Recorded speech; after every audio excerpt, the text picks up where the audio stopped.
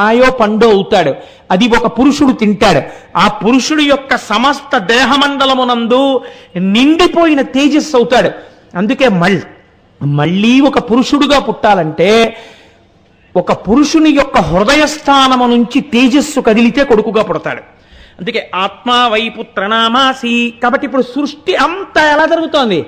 అగ్నిరితి భస్మ, వాయురితి భస్మ, స్థలమితి భస్మ, జలమితి భస్మ, వ్యోమేతి భస్మ, అంతా భస్మరూపంగానే జరుగుతోంది. కాబట్టి పంచభూతాలు, సమస్త సృష్టి, సమస్త ఐశ్వర్యము ఎందులో ఉన్నాయి? ఇందులోనే ఉన్నాయి. దీనిని నేను ధరించుచున్నాను అంటే ఏమండి, ఇది ధరిస్తే అమెరికా అధ్యక్షుడు అయిపోతాడా? అయిపోక్కర్లేదు. మీరు బాగా గుర్తుపెట్టుకోండి. ఎందుకంటే ఆ పదవి అది కాదు.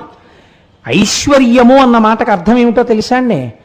అనుభవైక వేద్యము కాకుండా బ్యాంకులో ₹1,00,00,000 ఉన్నాయి. అది మీకు భయహేతువు. ఎప్పుడెవడికి తెలిసి ఏం చేస్తాడో అని భయం. ఇంట్లో